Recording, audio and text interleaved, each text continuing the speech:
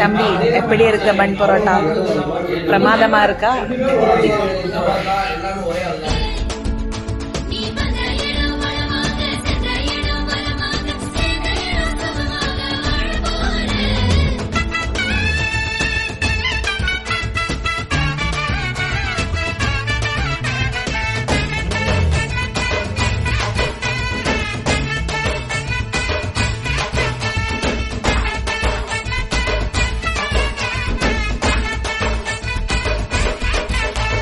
மதுரைக்கு போகாதடி, அங்க மல்லிப்பூ கண்ண வைக்கும்.